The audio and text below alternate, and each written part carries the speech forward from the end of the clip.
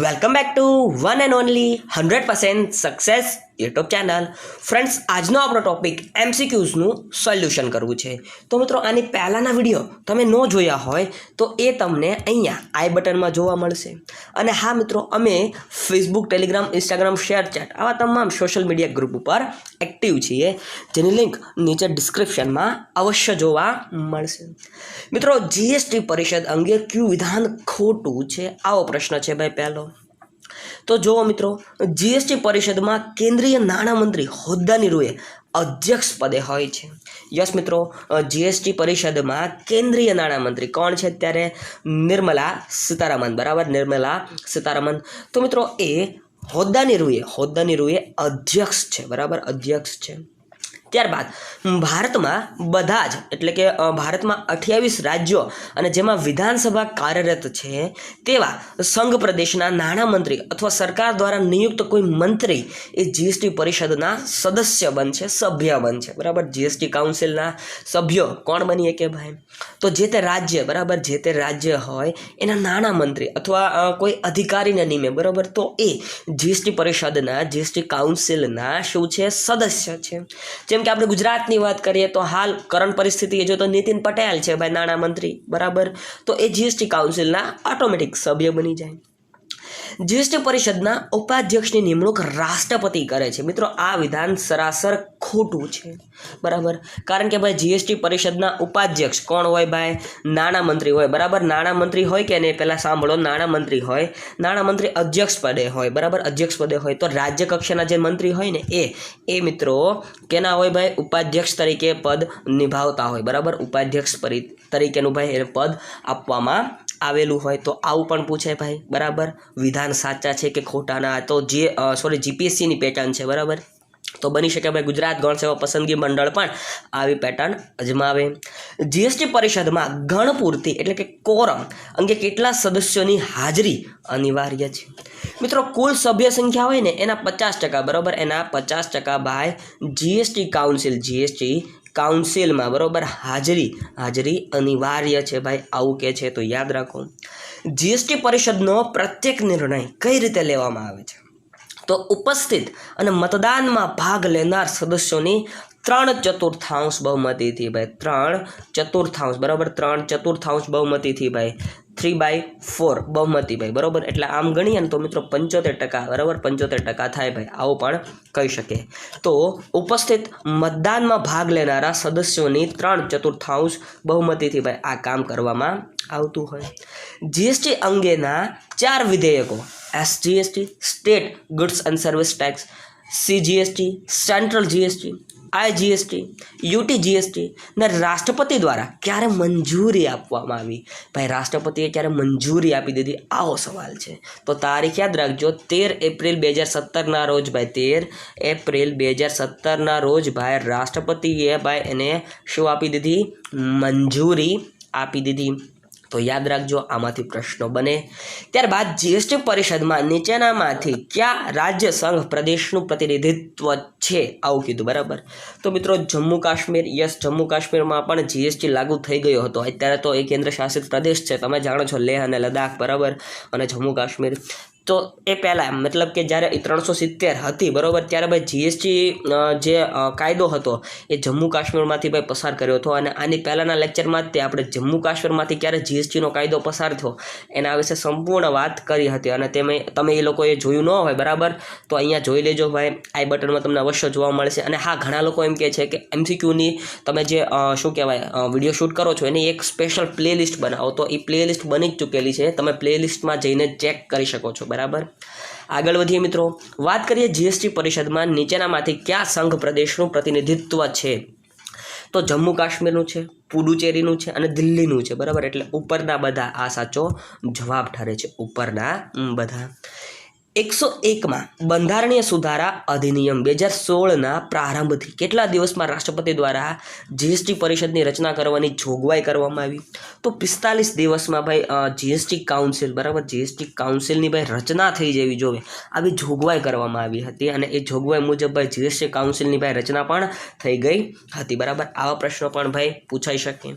ત્યારબાદ 101 બંધારણીય સુધારા અધિનિયમ 2016 મુજબ બંધારણની કઈ કલમ જીએસટી પરિષદની રચના ની જોગવાઈ કરવામાં આવી છે? ભાઈ બંધારણની કલમ પૂછીશું, બરોબર. તો 279A ભાઈ આ શેની છે? જીએસટી પરિષદ, બરોબર. જીએસટી કાઉન્સિલની, ભાઈ આમ તો જીએસટી કાઉન્સિલ કહેવાય ને ઇંગ્લિશમાં જીએસટી પરિષદ. તો મિત્રો 279A બરાબર આ કલમ, આ અનુચ્છેદ, આમ તો એમ કહી શકાય, બરાબર. બંધારણમાં અનુચ્છેદ હોય, કલમ પણ કહેવાતું હોય ભાઈ. તો મિત્રો 279A બરાબર, 279A તો આ જોગવાઈ છે, બરાબર. આમાં વાત કરેલી છે ભાઈ જીએસટી પરિષદ અસ્તિત્વમાં હોવી જોઈએ અને હોદ્દા નિર્વહ્ય નાણામંત્રીના અધ્યક્ષ હોવા જોઈએ. ત્યારબાદ જીએસટી પરિષદમાં કેન્દ્ર સરકારના કયા બે પ્રતિનિધિઓ છે? તો કેબિનેટ કક્ષાના નાણામંત્રી અને રાજ્ય કક્ષાના નાણામંત્રી, બરાબર. આ તમે જાણો છો, આપણે આગળ જ વાત કરી ભાઈ નિર્મલા સીતારામન. મિત્રો આ રાજ્ય કક્ષાના નાણામંત્રી હાલ કોણ છે ભાઈ? હાલ કોણ છે? એનો જવાબ કમેન્ટ સેક્શનમાં કમેન્ટ કરીને જણાવો તો જરા ખબર પડે કે કેવું કોણ વાંચે છે. જીએસટીનો દર કોણ નક્કી કરે? ભાઈ 5%, 0%, 18% આ જીએસટીના દર છે, બરાબર. બોલો બરાબર. તો આ જીએસટીના દર જીએસટી પરિષદ નક્કી કરે, જીએસટી કાઉન્સિલ દ્વારા નક્કી થાય. જીએસટીનો દર કોણ નક્કી કરે? તો જીએસટી પરિષદ એ જીએસટીનો દર નક્કી કરે છે. જીએસટી અમલમાં આવતા રાજ્યોને થનાર નુકસાનની ક્ષતિપૂર્તિ, એટલે ભાઈ રાજ્યોને નુકસાન થાય, બરાબર.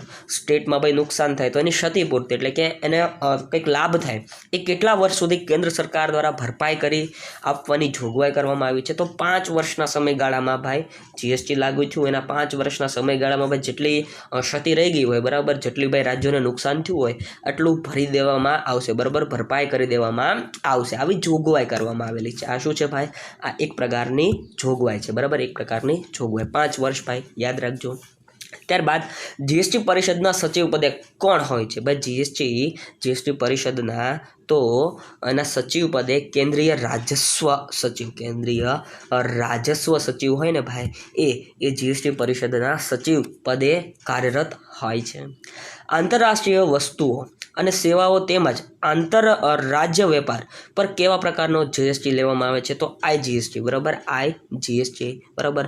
મિત્રો આ આઈજીએસટીનું ફૂલ ફોર્મ ગુજરાત ગૌણ સેવા પસંદગી મંડળની જે આપણી ઓડિટરની એક્ઝામ છે, બરાબર, એ વખતે ભાઈ જીએસટી લોન્ચ થયું હતું એટલે જૂના પેપરમાં આ પ્રશ્ન પૂછ્યો હતો. આઈજીએસટીનું ફૂલ ફોર્મ તો શું થાય ભાઈ? આઈજીએસટીનું ફૂલ ફોર્મ કમેન્ટ સેક્શનમાં જણાવો તો જરા ખબર પડે કોણ કેવું વાંચે છે. આગળ વધીએ. જે કેન્દ્ર શાસિત પ્રદેશોમાં વિધાનસભા કાર્યરત નથી ત્યાં કેવા પ્રકારનો જીએસટી લેવામાં આવે છે અથવા લાદવામાં આવે છે?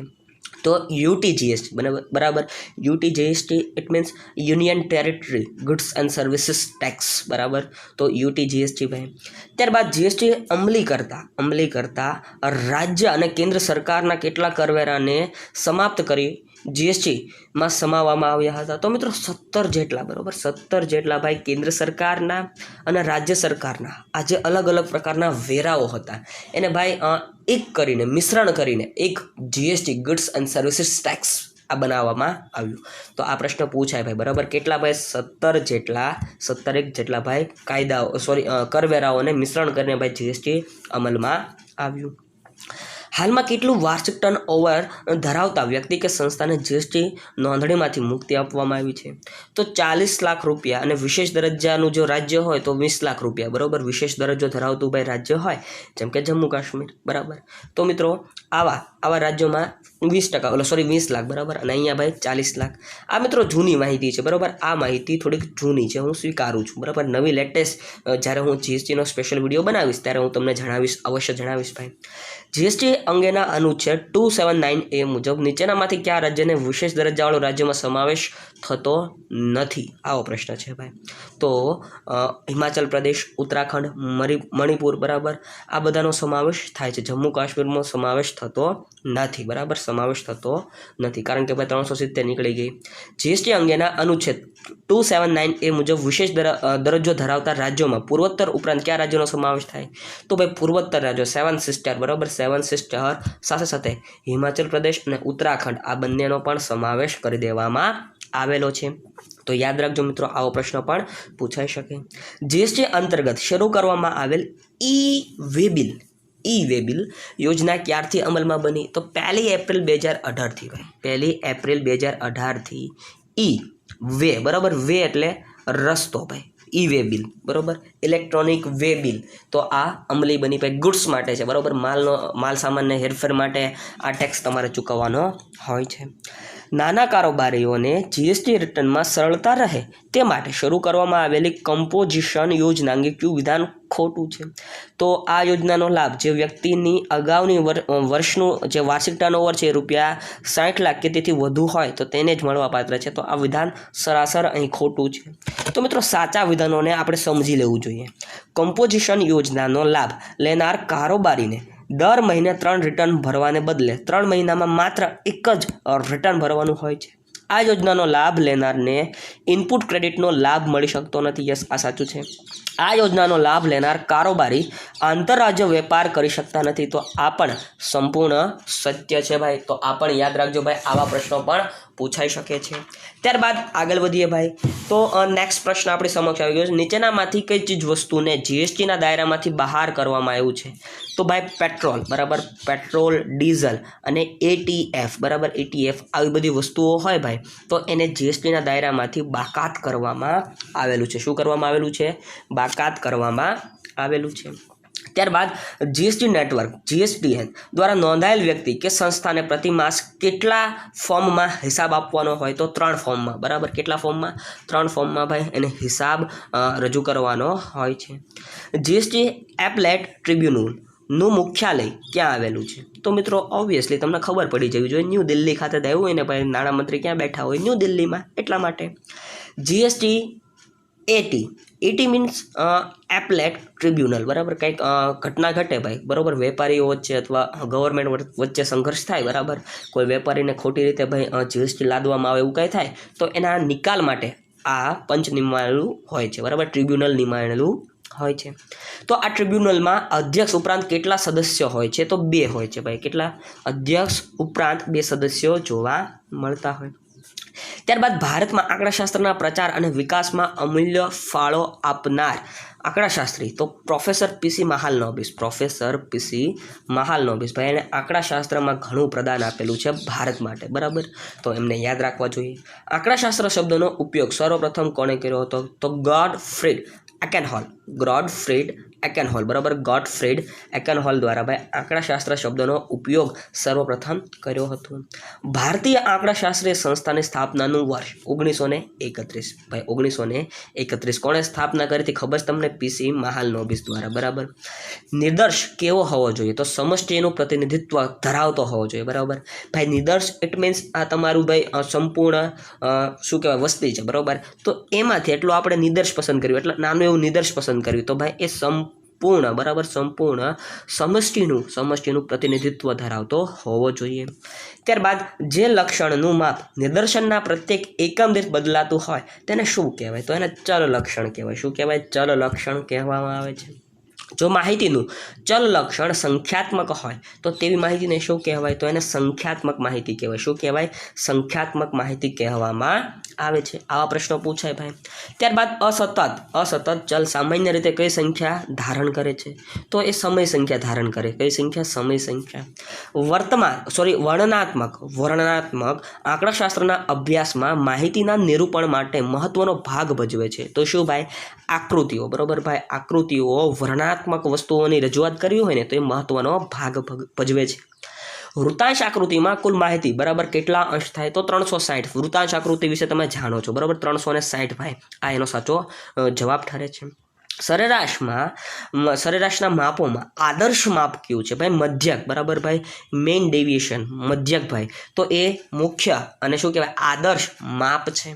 ત્યારબાદ 10 અવલોકનોનો મધ્યક 8 છે. જો તેમાંના 3 અવલોકનોનો મધ્યક 5 હોય તો બાકીના અવલોકનોનો મધ્યકનો સરવાળો કેટલો થશે? ભાઈ 65. આ દાખલો છે, બરાબર. અને હું ટૂંક સમયમાં મેથ્સ માટે પણ એક સ્પેશિયલ વિડીયો લોન્ચ કરવાનું વિચારી રહ્યો છું. તો એના માટે તમે કમેન્ટ સેક્શનમાં કહી શકો છો કે શું કરવું જોઈએ, બરાબર.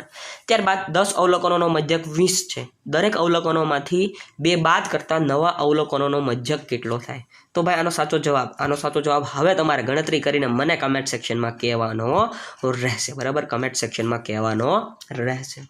તો મિત્રો ફરી મળીશ નવા વિડીયોમાં. ત્યાં સુધી જોતા રહો 100% સક્સેસ યુટ્યુબ ચેનલના તમામ વિડીયોઝ. જય હિન્દ, જય ભારત, વંદે માતરમ.